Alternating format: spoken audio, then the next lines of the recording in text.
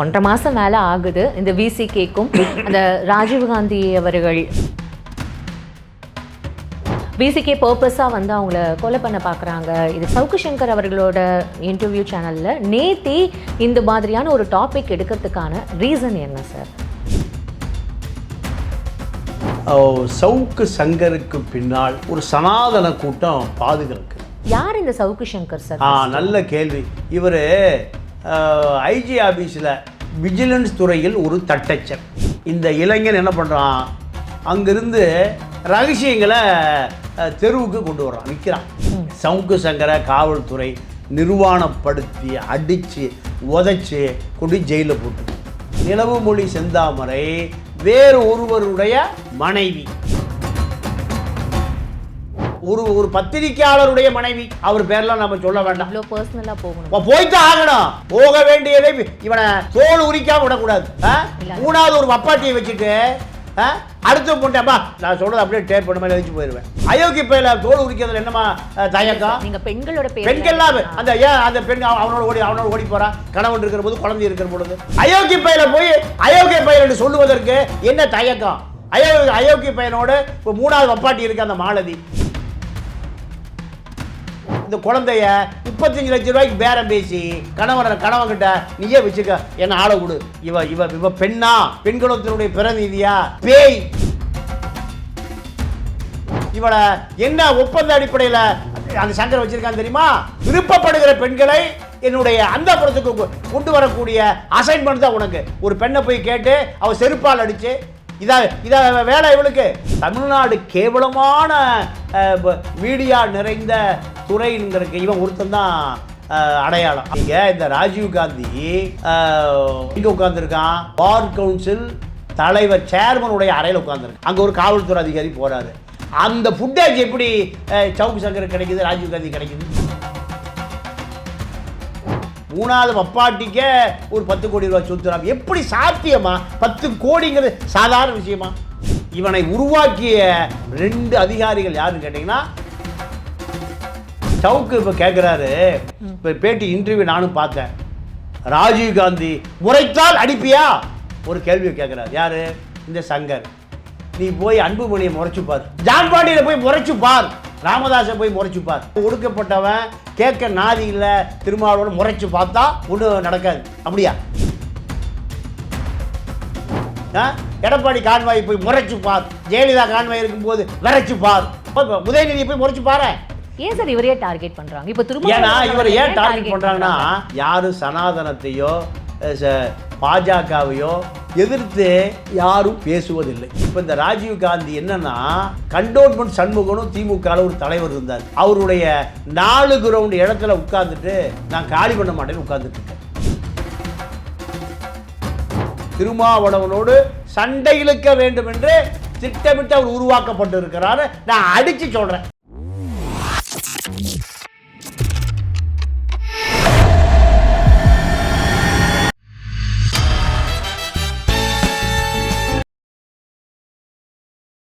அனைவருக்கும் வணக்கம். இன்னைக்கு நம்மளோட மூத்த பத்திரிகையாளர் தமிழ பாண்டியன் சார் தான் நினைஞ்சிருக்காரு. நிகழ்ச்சிக்கு போகலாம். வணக்கம். வணக்கம் சார். இப்போது பரபரப்பாக 2 நாளாக பேசப்படுற ஒரு விஷயம் என்ன அப்படின்னா, முடிஞ்சு போச்சு, 1.5 மாதம் மேலே ஆகுது இந்த விசிகேக்கும் அந்த ராஜீவ்காந்தி அவர்கள் அப்புறம் வந்து ஏதோ ஆக்சிடென்ட் பண்ணிட்டாங்க. விசிகே பர்பஸாக வந்து அவங்கள கொலை பண்ண பார்க்குறாங்க. இதுக்கெல்லாம் பின்னாடி ஆர்எஸ்எஸ் சங்கி அப்படி இப்படின்னு இவ்வளோ விஷயம் முடிஞ்சு போயிடுச்சுன்னு நினைக்கிற இந்த இதில் சவுக்கு சங்கர் அவர்களோட இன்டர்வியூ சேனலில் நேத்தி இந்த மாதிரியான ஒரு டாபிக் எடுக்கிறதுக்கான ரீசன் என்ன சார்? இதில் ஒரு விஷயத்தை நம்ம பார்க்கணும். ஏன்னா சவுக்கு சங்கருக்கு பின்னால் ஒரு சனாதன கூட்டம் பாதுகாக்கு. அவருக்கு பின்னாடி ஆனா அவருக்கு ஏடிஎம்கே சப்போர்ட் பண்ற மாதிரி ஒரு விஷயம். ஏடிஎம்கே பாஜக ஆதரவு தான் இருக்கு. இது இன்டைரக்டா அப்படி வந்து பாஜக ஆதரவுல தான் அதிமுகவே இருக்கு. அதிமுகவை பிளந்து கட்சியை உடைச்சி பிஜேபியில் சேர்த்துவதற்கு வேலுமணி தயாராக இருக்கார். இந்த வேலுமணிகிட்ட எடப்பாடி, அப்பா ஒன்றும் உடச்சி கிடச்சி காலி பண்ணிடாது என்னையா? யார்? எடப்பாடி வேலுமணிகிட்ட. அப்போ எனக்கு பின்னாடி இந்த கட்சி நீ எடுத்துக்க, எனக்கு பின்னாடி இந்த கட்சி உங்கள்கிட்ட தானே வரும். இப்படி வேலுமணியிடம் சமரசம் பேசுகிற அளவுக்கு எடப்பாடி நிலைமை இருக்குது. அப்போது வேலுமணிக்கு யார் பேக்ரவுண்டு? பாஜக பேக்ரவுண்டு. இந்த வேலுமணி தான் சவுக்கு சங்கருக்கு பேக்ரவுண்ட். சிஎம் அவர்கள் சொல்ற மாதிரி கட்சியை ஏலத்துக்கு விட்டுட்டு கொடுத்துட்டு போயிடுவாங்க போல இருக்கே சார். இல்லைம்மா, நீங்கள் இந்த கதையில் அந்த கதையை போய் சொல்லுவாதீங்க. இது வேறு அது வேறு. அண்ணாதிமுக பற்றி கவலைப்படாதீங்க. இப்போ நம்ம சவுக்கு சங்கரையும் ராஜீவ்காந்தி பற்றி தான் பேசுகிறோம். சரி சார். அப்போது எடப்பாடியை மிரட்டுகிற அளவுக்கு வலுவாக இருக்கிறது யார்? வேலுமணி. அந்த வேலுமணி தான் சவுக்கு சங்கருக்கு பேக்ரவுண்டு. தேனியில் போதை வச்சுருந்தார், ப்ரௌன் சுகர் வச்சுருந்தான்னு கைது பண்ணுகிற காவல்துறை அவரை தேனியிலேருந்து கோயம்புத்தூர் கொண்டு வராங்க. வேலுமணி 50 வக்கீலை நிறுத்தி வச்சுருக்கார். பார்த்தீங்களா? எத்தனை வக்கீல்? 50 வக்கீல். அப்போது வேலுமணியினுடைய அதிகார மையம் எவ்வளோ பெரிய அதிகார மையம் பாருங்கள். வேலுமணிக்காக சவுக்கு சங்கருடைய அதிகார மையம் எவ்வளோ பெரிய அதிகார மையம்னு பாருங்கள். ரெண்டாவது, திமுகவை மிரட்டி யார்? சவுக்கு. மணல் ராமச்சந்திரனை மிரட்டி, மணல் கரிகாலனை மிரட்டி யார்? சவுக்கு. பாஜக ஆதரவோடு சும்மா போய் மிரட்ட முடியுமா? மிரட்டி வேலுமணிக்கு கோயம்புத்தூர் கொடுத்துருங்கய்யா, அதை எனக்கு பாதி கொடுத்துருங்க. யார் கேட்குறா? சவுக்கு. பாதினா ஒரு 3000 கோடி வரும். மாதம் எவ்வளோ வரும்? 3000 கோடி. அப்போது இந்த சவுக்கு சங்கருடைய அதிகாரம், சவுக்கு சங்கருடைய பின்னணி எல்லாம் தெரிஞ்சுக்கிட்டீங்களா? யார் இந்த சவுக்கு சங்கர் சார்? நல்ல கேள்வி. இவர் ஐஜி ஆஃபீஸில், இப்போ அது வந்து இப்போ டிஜிபி ஆஃபீஸ்னு சொல்லுவாங்க, பழைய ஐஜி ஆஃபீஸ். அங்கே விஜிலன்ஸ் துறையில் ஒரு தட்டச்சர், வேறு ஒன்றும் பதவி இல்லை. அவங்க அப்பா இறந்து போயிட்டார் சின்ன வயசுலேயே. பதவியிலே இருக்கும்போது? ஆமாம், இறந்து போயிட்டார். இறந்து போன பிறகு அந்த வேலையை இந்த இளைஞனுக்கு கொடுக்குறாங்க, பாவன்னு கொடுக்குறாங்க. இந்த இளைஞன் என்ன பண்ணுறான்? அங்கிருந்து ரகசியங்களை தெருவுக்கு கொண்டு வர்றான், விற்கிறான். இந்த ரகசியங்களை தெருவுக்கு விற்கிறான். விற்ற பிறகு அப்போ போலீஸ் துறையில் ஜாம்பவான் யாருன்னு ஜாபர் சேட்னு ஒருத்தர் இருந்தார், ஐஜி இன்டெலிஜென்ஸ். அவர் நக்கீரன் காமராஜிட்ட கேட்குறாரு, என்னையா கவர்மெண்ட் ரகசியம் பூராமே வெளியில் போகுது, மீடியாவுக்கு போகுது, யார் அதை சொல்கிறா? நக்கீரன் காமராஜ் அவருக்கே உண்டான கிரிமினல் மூளையில் சவுக்கு சங்கரை கண்டுபிடிச்சி கொடுத்துட்றாரு.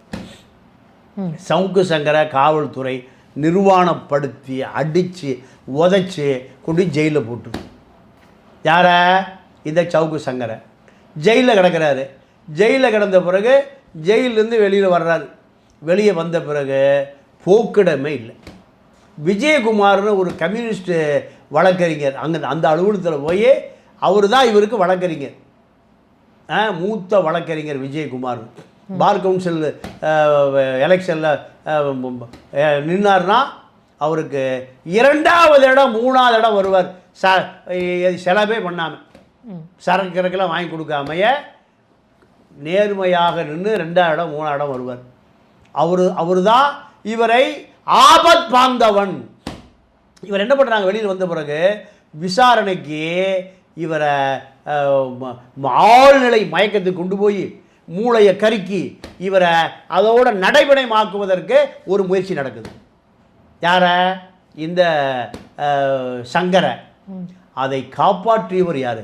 நீங்கள் ஆழ்நிலை மயக்கத்துக்கு கொண்டு போய், அதாவது இந்த அனஸ்தியா, உண்மையை எடுக்கிறது, அப்படி செய்கிற பொழுது உயர்நீதிமன்றத்தில் போராடி காப்பாற்றியவர் யார்?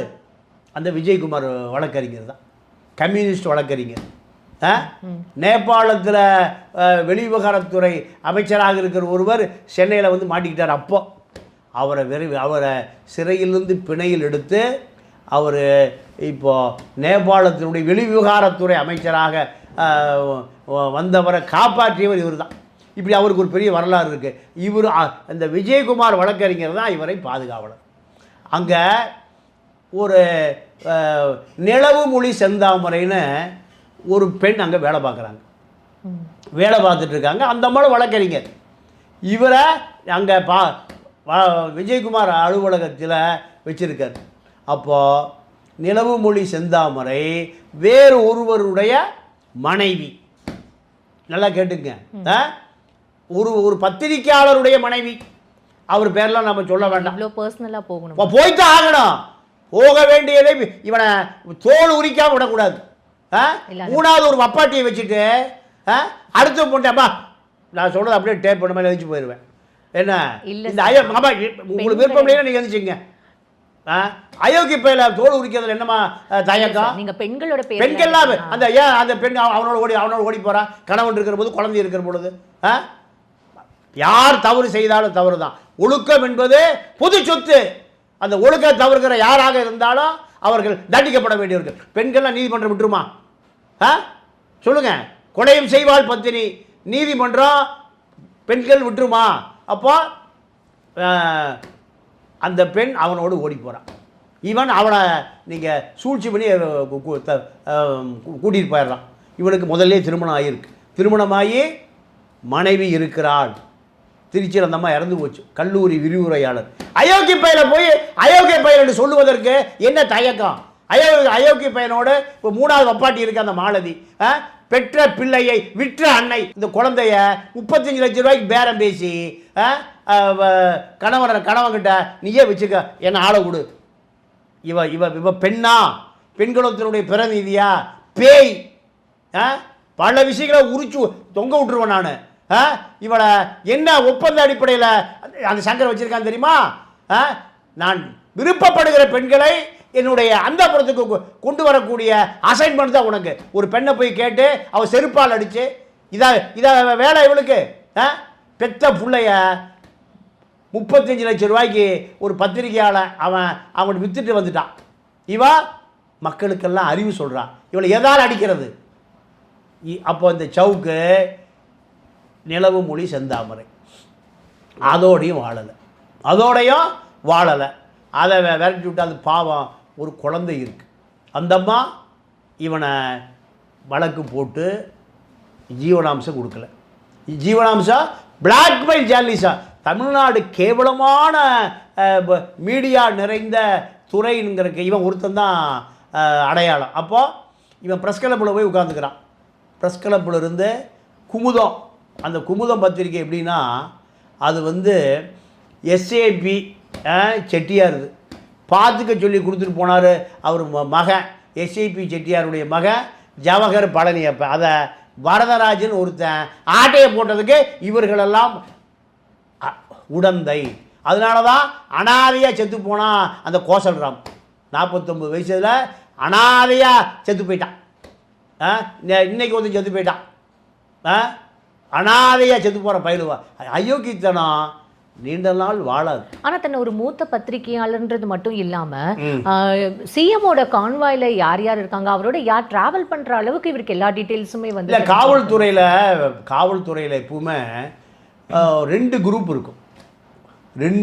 இருக்கும். அதில் இந்த மீடியா ஆட்களை பொறுத்த வரைக்கும் எப்படி அசைன்மெண்ட் ஆகிறான்னா, நீங்கள் உங்களை பற்றிய விஷயத்தெல்லாம் நான் வெளியே சொல்லாமல் இருப்பேன்.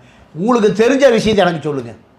இப்படித்தான் காவல்துறை அதிகாரிகளோடு இந்த மீடியா மாஃபியாக்கள் இருக்காங்கல்ல, இப்படி ஒரு எக்ரிமெண்ட்டை போட்டுக்குவோம். சொல்ல புரியுதா?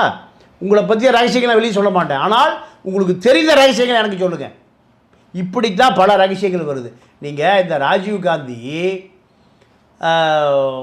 எங்கே உட்காந்துருக்கான்? பார் கவுன்சில் தலைவர் சேர்மனுடைய அறையில் உட்காந்துருக்கான். அங்கே ஒரு காவல்துறை அதிகாரி போகிறாரு. அந்த ஃபுட்டேஜ் எப்படி சவுக்கு சங்கர் கிடைக்குது, ராஜீவ்காந்தி கிடைக்குது? பாருங்க.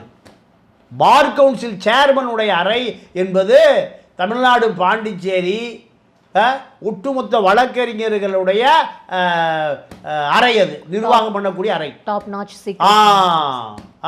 இந்த அறையில் இருக்கிற ஃபுட்டேஜ் எப்படி சவுக்குக்கும் ராஜீவ்காந்திக்கும் கிடைக்குது? சவுக்கை பொறுத்த ராஜீவ்காந்தி அப்புறம் வச்சுக்குவோம். சவுக்கை பொறுத்த வரைக்கும் ப்ரெஸ் கிளப்பில் ஜெயிலேருந்து செட்டில் ஆகிடலாம். அங்கே இதே போல் ஒரு பிளாக்மெயில் ஜேர்னலிஸ்ட்டு ஒருத்தன், அவனும் செத்து போயிட்டான். அன்பழகன் ஒருத்தன். பல பேர் செத்து போயிட்டான். செஞ்ச பாவம் கொஞ்ச நெஞ்ச பாவமா?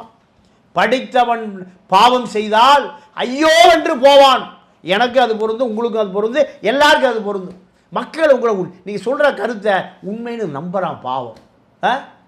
அவனை ஏமாற்றலாமா? பொய்யை மறைக்கலாமா? உண்மையை மறைக்கலாமா? இல்ல சார், இப்ப சவுக்கு சங்கர் அவர் பேசுறது, அவர் வந்து இன்டராக்ட் பண்றது, அவர் 2 பேர் இன்டர்வியூ பண்றது மக்கள் எல்லாமே பார்த்துட்டு தானே இருக்கு. பார்த்துட்டு இருக்கா. அவனை அம்பலப்படுத்துவதற்கு ஆள் இல்ல. அவர் எல்லாமே சொல்றாரே சார், நாளைக்கு என்ன நடக்க போகுது, நாளைக்கு இப்படி நடக்கும்ன்ற முதற்கொண்டு அவர் எல்லாமே அப்படி பேசும்போது எப்படிப்பா அவனுக்கு இந்த விஷயம் தெரியுதுன்றது. அதாவது காவல்துறையில பல கருப்பு ஆடுகள் இருக்குமா, எல்லாருக்கும் எல்லா செய்தியும் கொண்டு போய் சேர்க்க முடியும். என்ன காரணம்னா, இந்த அரசின் மீது இந்த அரசை பிடிக்காத பல அதிகாரிகள் இருப்பான். அதிமுக ஆதரவு அதிகாரிகள் இருப்பான். அவன் பூரா இந்த செய்தியை சொல்லி தட்டி விடுவான். அதிமுக வந்தால் திமுக ஆதரவு அதிகாரி என்ன பண்ணுவாங்க, இது செய்தி சொல்லி தட்டி விடுவாங்க. இது வளமையாக நடக்கிறதா, வளமையாக நடக்கிறதா. அப்போ அதில் இவர் ஆதாயம் தேடி. இப்போ இந்த 3வது வப்பாட்டிக்க எனக்கு தெரிஞ்சு 10 கோடி ரூபாய்க்கு சொத்து எப்படி வந்தது? டாக்குமெண்ட் போடட்டுமா, இடம் எங்கே இருக்குன்னு காமிக்கட்டுமா? அப்போ இது எப்படி சாத்தியம்? 3வது வப்பாட்டிக்க ஒரு 10 கோடி ரூபாய் சொத்து எப்படி சாத்தியமா? 10 கோடிங்கிறது சாதாரண விஷயமா? 1 கோடிக்கு 100 லட்சம். அப்போ பிளாக்மெயில் ஜேர்னலிசம். நீ முதல்ல ஆரம்பித்த இடமே ஸ்ரீமதி வழக்கு தான். அதில் உனக்கு 25 லட்ச ரூபா கொடுத்தாங்க. அங்கே நேராக போய் கமிஷன் கட்டிங் தான். அதற்கு பிறகு அண்ணாமலை வந்தார். அண்ணாமலையும் இவரும் கூட்டணி சேர்ந்த பிறகு இங்கே இருக்கிற பாசி கன்ஸ்ட்ரக்ஷன் அபினேஷ் உட்பட, அப்பாசாமி உட்பட அத்தனை பேர் சவுக்கு முன்னாடி கை கட்டி நிற்பான். சார் பிஜேபிக்கு அகைன்ஸ்டா பேசினாரே சார், அண்ணாமலைக்கு அவருக்கு கூட அகைன்ஸ்டா தானே சார் பேச. அதெல்லாம் அப்புறமா. முதல்ல இந்த பணம் வருவதற்கு காரணமே, நீங்கள் எனக்கு தெரிஞ்ச இந்த 1 வருஷத்துக்குள்ளே 3 ஸ்டாண்ட் எடுத்துட்டான். விஜய் ஆதரித்து போட்ட பிறகு சப்ஸ்கிரைபர் அதிகமாக அதை ஆச்சு வந்துச்சு, வியூவர்ஸ் அதிகமாக வந்துச்சு.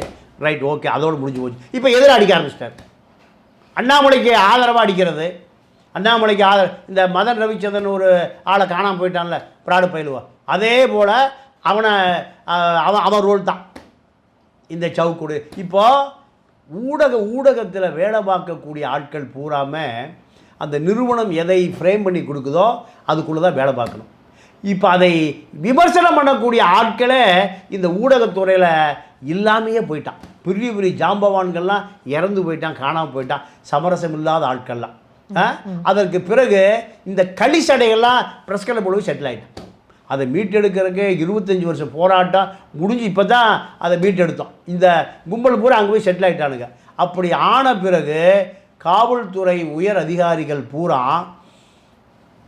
ஜாபர் சேட்டுக்கு பிடிக்காத அதிகாரிகள் பூரா யாருக்கு தகவல் கொடுக்குறாங்க? சவுக்குக்கு தகவல் கொடுக்குறாங்க. இதுதான் நீங்கள் குறிப்பாக ஏகே விஸ்வநாதன் பழைய கமிஷனர், ஜாங்கிட்டு, இவர்கள் எல்லாம் தான் இந்த சவுக்கு சங்கருடைய அப்போ ஒரே இணையதளம். இப்போ இது போல் கிடையாது, செய்தி மட்டும் வரும், அடித்து பார்த்துக்கலாம். அப்போது சிபிஐயில் ஒரு ஆள் ஊழல் பண்ணான்னா ஜாங்கிட்டு என்ன பண்ணுவார்? அந்த ஊழலை சவுக்கிட்டு கொடுத்துருவார். சவுக்கு அடித்து ஏற்றிடுவார். அடித்து ஏற்றுனா அந்த ஊழல் அதிகாரி ஜாங்கிட்டு சரண்டர் ஆயிடுவார். ஆன பிறகு அதை எடுத்துருவாங்க. அப்படி பல பதிவு போட்ட படம் எடுக்கப்படும். அவங்க நம்ம வழிக்கு வரணும். இவனை உருவாக்கிய 2 அதிகாரிகள் யாருன்னு கேட்டிங்கன்னா ஜாங்கிட்டோ ஏகே விஸ்வநாதன் தான். இவனை ஏன் இவன் அந்த செய்தி கூட, எந்த செய்தி? ஏகே விஸ்வநாதன் கொடுத்த செய்தி தான் இவனை சிறைக்கே கொண்டு போச்சு. ஏன்னா ஜாபர் சேட்டை ஏகே விஸ்வநாதனுக்கு பிடிக்காது. அப்போ ஏகே விஸ்வநாதன் என்ன பண்ணுறாரு? ப்ரெஸ் கிளப்பு பூத கும்பல் எல்லாம் பிராடு கும்பல், பாரதி தமிழெல்லாம் பல கோடி வீடு கட்டியிருக்காங்க கோட்டூர்புரத்தில். ஏது எல்லாம் பிளாக்மெயில் ஜேர்னலிஸ்டாக உண்மையை கொள்ளுவது. எதை வச்சுக்கிட்டு நீமா உலகத்திலேயே ப்ரெஸ் கிளப்பில் 2 பேரை பத்திரிகையாளர்களை குண்டாசியில் அடைத்த கேவலம் தமிழ்நாட்டில் தான். ஒன்று அன்பழகன், இன்னொருத்தன் 15 கிலோ பாடி தான் இருக்கும், கிஷோர் கே சாமி, பானிபூரி விற்கிறவன், ஒரு மார்வாடி பையன். அவனை குண்டர் சட்டத்தில் குண்டி அவனை அடைச்சாங்க இந்த கவர்மெண்ட். அப்படின்னா இந்த கவர்மெண்ட் எவ்வளவு கேவலமாக இருக்குன்னு பார்த்து. இப்போ வரைக்கும் கிஷோர் கே சுவாமி ஆகட்டும் சரி, இல்லை சவுக்கு சங்கர் அவர்களாகட்டும் சரி, 2 பேருமே இன்னைக்கு ஒரு தவிர்க்க முடியாத ஒரு பத்திரிகையாளர்களாக இந்த யூடியூப்லையும் வலம் வந்துட்டு தானே சார் இருக்காங்க. அவங்க தவிர்க்க முடியாத அப்படி நீங்கள் நினைச்சிட்டு இருக்கீங்களா? இல்ல மக்கள் அவங்கள மக்கள் என்ன பெரும்பாலான பல கோடி மக்கள் பின்னாடி போறாங்களா? பெரும்பாலான மக்கள் ஃபாலோ பண்றாங்க. இல்லம்மா, இல்ல, உங்க கருத்து தவறான கருத்து. பெரும்பான்மையான மக்கள் அணிதிரண்டு பின்னாடி நிற்கிறாங்க. சவுக்கு சொன்னா ஆட்சி மாற்றம் புரட்சி, அப்புறம் சொல்றீங்க இவன் அவ பெத்த பிள்ளை விற்றுவிட்டு அவனுக்கு வப்பாட்டியாக இருக்கா? அவன் ஒரு பத்திரிக்கையாளரா? களிசாடைகள் இங்கே விஜய் பின்னாடி போகிறான்ல, உங்கள் விஜய் உயிர் என இப்போ செங்கோட்டையை தான் பாடிட்டு இருக்கார். செங்கோட்டை நிலைமை பார்த்தீங்களா? செங்கோட்டை நிலைமை புரட்சி தலைவர் வாழ்க, அண்ணா நாமம் வாழ்க, புரட்சி தலைவி வாழ்க இப்படி சொல்லிட்டு செங்கோட்டை என்ன பண்ணுறாரு? இப்போ உங்கள் விஜய் உயிர் என வருவாய், புரட்சி தளபதி வாழ்க இப்படி சொல்லிட்டு இருக்கார்ல. இந்த வழுக்கு வாளுகள் தான் சவுக்கையும் மாலதியும் நீங்கள் சொல்லுகிற கிஷோர் சாமி பானிபூரி சேட்டா பையன் இவனெல்லாம் பத்திரிக்கையாளர்லாம் நானெல்லாம் மாடு மேய்க்க தான் போகணும். பல ஆண்டு காலம் இளமையை தியாகம் பண்ணிட்டு. சரி, இப்போ விஷயம் என்ன? சவுக்கு சங்கர் வந்து இப்ப ராஜீவ் காந்தியை கூப்பிட்டு இப்ப சடனா திருமாவளவன் அவர்களுக்கு அகைன்ஸ்டா என்னன்னா, சவுக்கை பொறுத்த வரைக்கும் சவுக்கு வந்து மீடியா மாஃபியா. அசைன்மெண்ட்டை கொடுத்தீங்கன்னா செய்வான். யார் பணம் கொடுத்து அசைன்மெண்ட்டை கொடுத்தா செய்வான். எப்படின்னா, நீங்கள் மதன் ரவிச்சந்திரன் ஒருத்தர் இருந்தால் தெரியுமா? இப்போ ஆளையே காணோம். அவர் அப்பப்போ சீசனுக்கு வந்து காணாமல் போயிடுவார். இப்போ இவர் கொஞ்ச நாள் சீசனுக்கு வருவார், இப்போ காணாமல் போயிடுவார். இப்போ இந்த வேலையை சங்கி கூட்டம் சவுக்கு சங்கருக்கு கொடுத்துருக்கு. இருமா சவுக்கு இப்போ கேட்குறாரு. இப்போ பேட்டி இன்டர்வியூ நானும் பார்த்தேன். ராஜீவ் காந்தி முறைத்தால் அடிப்பியா ஒரு கேள்வியை கேட்குறாரு. யார்? இந்த சங்கர். நீ போய் அன்புமணியை முறைச்சுப்பார், என்ன கிடைக்கும்? ஜான் பாண்டியில் போய் முறைச்சுப்பார், என்ன கிடைக்கும்? ராமதாஸை போய் முறைச்சுப்பார், என்ன கிடைக்கும்? போய் முறைச்சு பாரு.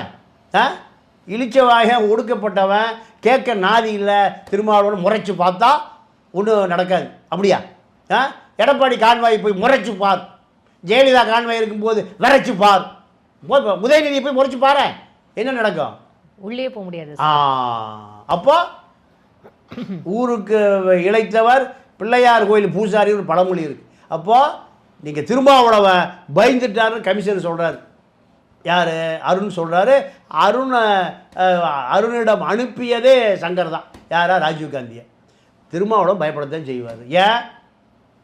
ஒடுக்கப்பட்ட மக்களும் இந்த ராஜீவ்காந்தி சவுக்கு முக்குளத்தோர் சமூகத்துக்குமான சண்டையை உருவாக்குகிறான். இது தேவையில்லாமல் நடக்கக்கூடிய செயல். இதுக்கு பயப்படத்தானே செய்வார். ஒரு தலைவன், தலைமை பண்பு உள்ள ஒரு தலைவன் பயப்படுதா? ஏன் நம்ம சின்ன விஷயத்துக்கு ஏன் ஜாதி சண்டையாக போகுது? இது இயற்கை தானே. சண்டையில் குளிர் காய்வது அப்படி நோக்கம் அல்ல.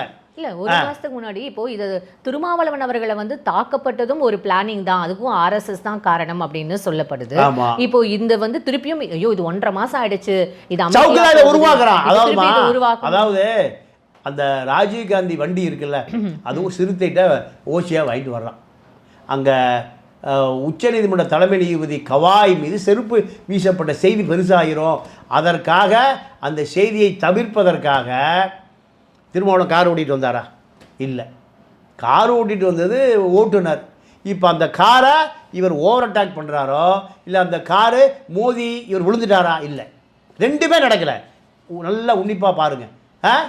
காரை அப்புறம் அடித்து தள்ளி விடும்போது அந்த அடுத்த வண்டி கீழே விழுகுது. ஆனால் அந்த அந்த அந்த காருக்கு முன்னாடி ஒரு வண்டி நிற்குது. அந்த வண்டி வந்த வேகத்தில் ஸ்பீடு பிரேக் அடிக்கடி இருக்கிற இடம் அது. லேசாக முட்டிருச்சு. வந்து பார்க்குறேன்.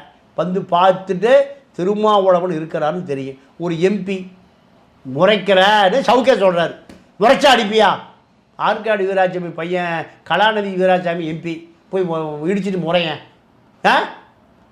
ஜெகத்ரட்சகன் MP அவர் வண்டியை போய் முறைச்சிட்டு அடிச்சுட்டு முறையன். கிட்டேயே போக முடியும். TR பாலு MP தான், அவர் வண்டி போய் இடிச்சிட்டு முறையன். அப்போது நீங்கள் முறைச்சா அடிப்பியான்னு கேட்குறாருல சங்கர். நான் இந்த பதிலை சொல்கிறேன். அப்போது திட்டமிட்டு நடத்தப்பட்ட செயல். இந்த செயலுக்கு பின்னாடி ஒரு பெரிய சதி ஆலோசனை நடந்திருக்கு. ஏன் சார் இவரே டார்கெட் பண்ணுறாங்க? இப்போ திரும்ப ஏன்னா இவர் ஏன் டார்கெட் பண்ணுறாங்கன்னா, யாரும் சனாதனத்தையோ பாஜகவையோ எதிர்த்து யாரும் பேசுவதில்லை. இருமா பேசக்கூடிய ஜான் பாண்டியன் BJP ஆகிட்டார், RSS ஆகிட்டார். பேசக்கூடிய கிருஷ்ணசாமி அவர் RSSல குடும்பத்தோட கூண்டாரத்தோடு சேர்ந்துட்டார். அப்போ வேறு ஆள் இல்லை. சனாதனத்தையும் இந்த சாதியும் பேசக்கூடிய ஒரே ஆல் பார்ட்டி அனைத்து கட்சி யாரை தள்ளி விடுறான் முன்னாடி? விசிகா தான் தள்ளி விடுறான். விசிகா தான் முன்னாடி நிக்குது. இது அவருக்கு தெரியுமா? தெரியுது. யாருக்கு? அவருக்கு திருமாவளவன் அவர்களுக்கு தெரியுதா தெரியலையா? இந்த மாதிரி ஒரு விஷயம் நம்ம மேல திணிக்கப்படுது. எல்லாம் தெரியுமா? அது எப்படி தெரியாம இருக்கு? அவருக்கு தெரியாம எப்படி இருக்கு? அப்போ இவரை மட்டுமே என்ன பண்றாங்க? திட்டமிட்டு இவர் எப்படியாவது பலவீனப்படுத்தணும். இவர் எப்படியாவது நீங்கள் சாதி மோதலை உருவாக்கணும். நீங்கள் குரு பூஜைக்கு சீமான் போகிறாரு. அவர் என்ன சொன்னார்? எங்கள் அண்ணனை எவனா அடித்தா நான் அடிப்பேன். அங்கே அவரை மறித்து கேட்குறான், ஓ அடித்தா நீ அடிப்பியா? நீ எங்கே குரு பூஜையில் சீமானை மறித்து கேட்குறாங்க. அப்போது இந்த செய்தி எது வரைக்கும் போயிருக்குன்னு பாருங்கள். ராஜீவ்காந்தி என்ற ஒரு தனி மனிதனும் இந்த காரில் மோதுனது எங்கே போயிருக்கு? குருபூஜை வரைக்கும் போயிருக்கு. அப்போ சாதி மோதல் தானது. திருமாவளவை சாதி மோதலை உருவாக்குறாரா? இப்படி ஒரு கட்டமைப்பை கட்ட வேண்டிய வேலையை ராஜீவ்காந்தி யார் எடுத்துக்கிட்டா? சவுக்கு சங்கர் எடுத்துட்டார். ராஜீவ்காந்தியுடைய பின்னணி என்னன்னு பார்த்தா, ராஜீவ்காந்தி வழக்கறிஞராக பதிவு செஞ்சாரோ பதிவு செய்யலைங்கிறத ஒரு சர்ச்சையாக இருக்குது. இப்போ இந்த ராஜீவ்காந்தி என்னன்னா, கண்டோன்மெண்ட் சண்முகனும் திமுகவில் ஒரு தலைவர் இருந்தார். அவருடைய 4 கிரவுண்ட் இடத்துல உட்கார்ந்துட்டு நான் காலி பண்ண மாட்டேன்னு உட்கார்ந்துட்டு இருக்கார். இதுதான் ராஜீவ்காந்தியுடைய பின்னணி. இந்த இடம் கண்டோன்மெண்ட் சண்முகம் அவங்க அப்பா அம்மா 2 பேரையும் வாட்ச்மேனாக அந்த இடத்துல வைக்கிறார். 4 கிரவுண்ட் இடம் இன்றைக்கி ஏறக்குறைய கிரவுண்ட் 5 கோடி, ஒரு 20 கோடி ரூபாய்க்கு போகும்.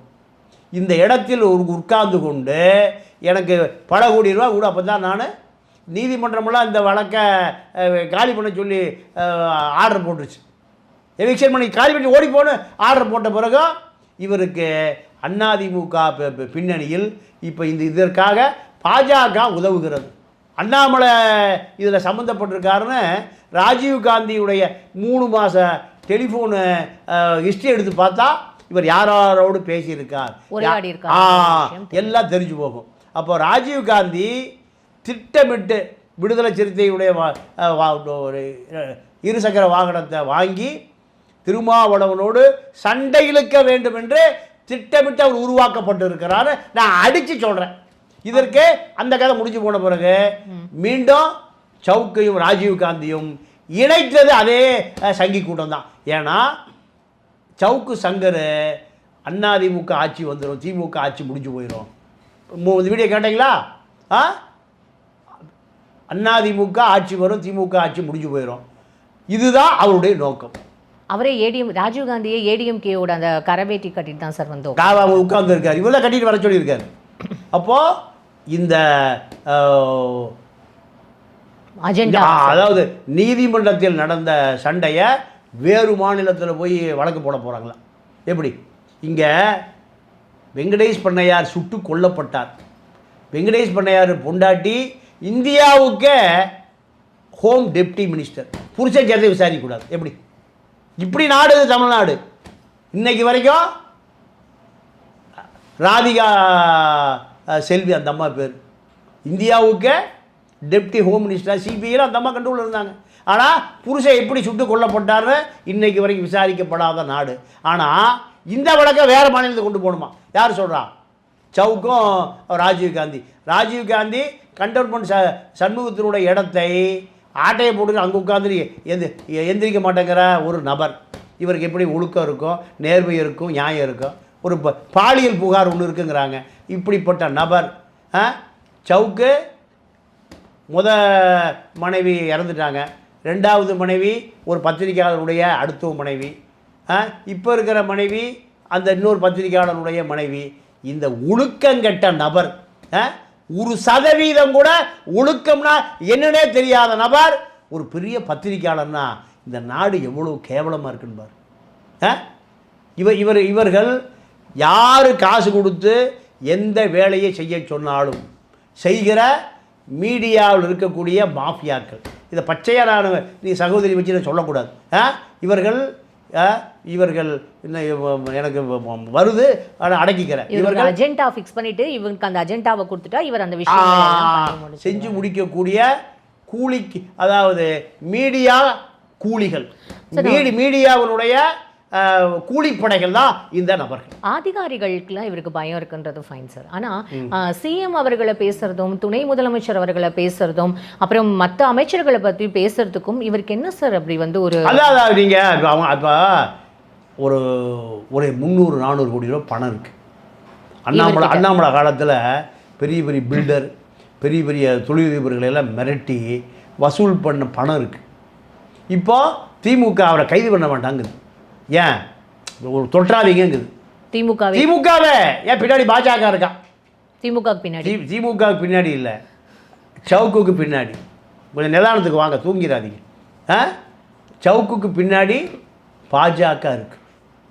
இவன் கைது செய்யப்பட்ட உடனே உள்துறையிலேருந்து இவனுடைய ஃபைல் எடுத்துகிட்டு கமிஷனரை வர சொல்கிறாங்க. கமிஷனர் இந்த லீவ் போட்டுட்டு அவர் குடும்பத்தோட ஜெர்மன் போயிட்டார். அப்புறமேடி வந்தார் வச்சுக்க, அது வேறு விஷயம். அப்போ இவனுடைய பின்னணியில் யார் என்னென்னு தெரிஞ்சால் திமுகவை பலவீனப்படுத்தணும். திமுகவை தூக்கி பிடிக்கிற தலித் தலைவரான திருமாவளவனையும் பலவீனப்படுத்தணும். இந்த அஜெண்டா ராஜீவ்காந்தி மூலம் உருவாக்கப்பட்டு சவுக்கு சங்கரால் திட்டமிட்டு நடத்தப்படுகிறது. ஃபைன். இப்போ இதெல்லாம் ஒரு பக்கம் இருக்கிறதுக்கு இவர் வந்து அமைச்சராக இவர் ஏதாவது கண்டெஸ்ட் பண்ணுவாரா சார்? யாரு? சவுக்கு சங்கர் அவர்கள். இல்ல எனக்கு என்ன ஒரு இதுனா, என்ன கேள்வி இல்ல இவர் வந்து இவ்வளவு தைரியமா பேசுறாருல, அமைச்சர்களை தைரியமா பேசுறாரு, அதிகாரிகள் எல்லாம் தைரியமா, எல்லாரையும் போலீஸ் அவர்கள் எல்லாம் கூட இவர் தைரியமா வந்து பேசுறாரு சார். அந்த வீடியோல ஃபுல்லா இவர் திருமாவளவன் அவர்களை பத்தி பேசுறதை விட அருண் அவர்களை வந்து கார்னர் பண்ணி பேசுறது தான் சார் ஜாஸ்தியா தெரியுது. அதாவது அவரு இவரை தலைவர்னு சொல்றாராம். நான் கேட்குறேன், இப்போ ராமதாஸை பற்றி பேசும்போது ராமதாஸ்னு கமிஷன் சொல்லுவாரா? பாமக தலைவர் தானே சொல்லுவார். ஆமாம் சார். இப்போ எடப்பாடி பழனிசாமி சொன்னார்னு சொல்லுவாரா? அதிமுக தலைவர், எதிர்கட்சி தலைவர், விடுதலை சிறுத்தையின் தலைவர்னு சொன்னது இந்த சங்கருக்கு பொறுக்க முடியல, ராஜீவ்காந்திக்கு பொறுக்க முடியல. அப்போது திட்டமிட்டு ஒரு சாதி கலவரத்தை ஏற்படுத்துவதற்கு சனாதன சங்கி கூட்டம் கொடுத்துருக்கிற அசைன்மெண்ட்டை இந்த ராஜீவ்காந்தியும் சங்கரும் நீக்கமற செய்கிறார்கள் என்பதை தவிர இதில் வேறு செய்தி இல்லை. எனக்கு என்ன கேள்வி, நீங்கள் எனக்கு என்னமோ கேட்க வந்தேன்னு கேட்டிங்களே, சவுக்கு சங்கர் அவர்கள் கண்டெஸ்ட் பண்ணுவாரா எதை? இந்த சட்டமன்ற தேர்தலில் அவ்வளோ தைரியமாக வந்து பேசுறாரு, அவ்வளோ தைரியமா? ஆமாம், உங்களோட 10,000 ரூபா இருந்தால் நீங்களும் கண்டெஸ்ட் பண்ணலாம். நானும் போய் ஈரோடில் போய் 10,000 ரூபா கட்டி நானும் என்னோடய சொந்த காசு 2,20,000 ரூபாய் செலவு பண்ணி நான் என்ன முதலமைச்சர் ஆவதற்கு ஈரோடு இடைத்தேர்தல் நின்னேன் இல்லை, ஈரோடு எம்எல்ஏ ஆவதற்காக நின்றா இல்லை. பெரியார் மண்ணில் பெரியாரை விமர்சனம் பண்ணுகிற இந்த சைமனை அம்பலப்படுத்த வேண்டும் என்பதற்காக தான் நாங்கள் போனேன். அதே போல் சவுக்குக்கு பணம் இருக்குது. இப்போ அவரை அதிமுக சீட்டு வாங்கி சேப்பாக்கத்தில் உதயநிதி எதுக்க போகிறேன்னு சொல்லிட்டு இருக்கார். எடப்பாடி பக்கத்துலேயே சேர்க்க மாட்டார். எடப்பாடி மிரட்டி இதே கொடநாடு விஷயத்தில் எடப்பாடியை மிரட்டி 10 கோடி ரூபா வாங்கியிருக்கேன். முன்ன எப்படி எடப்பாடி பார்ப்பார்? எடப்பாடியே பிளாக்மெயிலுக்கே பிளாக்மெயிலுக்கு சசிகலாவை ஓட விட்ட எடப்பாடியே பிளாக்மெயில் பண்ணியிருக்காருன்னா எவ்வளோ பெரிய அசாய சூரன் இந்த சவுக்கு. ஏண்டா பண்ண பத்திரிக்கையார பொண்டாட்டி ஏடா தள்ளிட்டு போகிறேன். அடுத்து இல்லைம்மா, வேதனையோடு சொல்கிறோம்மா, இது சிரிக்கிறக்கா சொல்ல, பாவம். குழந்தை குட்டிய பொண்டாட்டி முடிவு. ஏண்டா நீ சாபம் பலிக்குமா? நான் பெரியார் தொண்டை இயற்கையை நம்புகிறவன். சாபம் உனக்கு கண்டிப்பாக ஒரு விபத்தில் நீ ஒரு விபத்தில் ஆண்மை இழந்தவன் எனக்கு நிரூபிக்க முடியும். ஒரு பாண்டிச்சேரிக்கு தண்ணி அடிக்க போய் உன்னுடைய நண்பனோட போய் ஒரு விபத்தில் கற்பனை போடுறதெல்லாம் விபத்தில் நீ ஆண்மை இழந்தவன் என்னால் நிரூபிக்க முடியும். வழக்க போடு, நீ சந்திக்கிற. நீ ஆண்மை இல்லாத நீ இந்த சாதி மோதலை, சமூக மோதலை, அடித்தட்டு மக்களுடைய தலைவனை அசிங்கப்படுத்துவதற்கு, அம்பலப்படுத்துவதற்கு மீடியாவுடைய கூலிப்படையாக செயல்படுவதை நான் கடைசி வரைக்கும் எதிர்ப்பேன். மூத்த பத்திரிகையாளர். ஆமாம், நான் மூத்த பத்திரிகையாளர் அல்ல. நான் சாதாரண பிரேக் பிடிக்காத மோட்டார் சைக்கிள் போறவன். அவன்கிட்ட பல கோடி கார் இருக்கு, பல கோடி அடுத்த பொண்டாட்டி எல்லாம் வச்சிருக்கான். அதனால நான் அப்படி இல்லை. நீங்களும் இந்த அளவுக்கு தரம் தாழ்ந்து இல்லைப்பா, என்னை கட்டுப்படுத்த முடியல. ஏன்னா இது போன்ற சமூக விரோதிகள் மீடியாங்கிற பெயரில் ஒளிந்திருப்பதை என்னால் ஏற்றுக்கொள்ள முடியவில்லை. இல்ல சார், சவுக்கு மீடியா அப்படின்னு சொல்லிட்டு அவருக்கு மேல எவ்வளவு கேஸ் இருந்தா ஏம்மா, அவர் இது பண்ணாலும் மலத்தை கரைச்சி ஊத்துறானே அவன் எவ்வளவு பாதிக்கப்பட்டிருப்பான் அவன். உன் மீது மலத்தை கரைச்சி ஊற்றி நீ திருந்தலினா, மலத்தை கரைச்சி ஊத்துறான் உன் வீட்டில், அது எவ்வளவு பெரிய இஷ்யூ ஆச்சு. அப்போ நீ எவ்வளவு மலத்தை விட நாற்றமடித்த நபர். நான் கூட சொன்னேன், உன்னுடைய தாய் இருந்தா அந்த தாய் பாதிக்கப்படும், நான் கூட கடந்துக்கு வருவேன்னு சொல்லியிருந்தேன். காரணம் பாவம், உன்னை பெற்ற பாவத்தை செய்த தாய் அந்த அம்மா என்ன பண்ணும், நான் அதை சொல்லியிருந்தேன். வயசானவங்க ஆமாம், அதனால அவங்க தாக்கப்படுவதை நானே அதை விரும்பலை. நீ ஒரு பாவத்தின் சம்பளம், பாவத்தை அடுத்த குடும்பத்தெல்லாம் மண்டலி போடுற ஆள் நீ. இதெல்லாம் அயோக்கியத்தனமா இல்லையா? உன்னுடைய குழந்தை, உன்னுடைய 3வது அப்பாட்டியுடைய குழந்தை, இதெல்லாம் இந்த பாவம். இந்த பாவத்துக்கு கண்டிப்பாக சம்பளம் வாங்கியே தீர வேண்டும். நன்றி, வணக்கம். நன்றி சார்.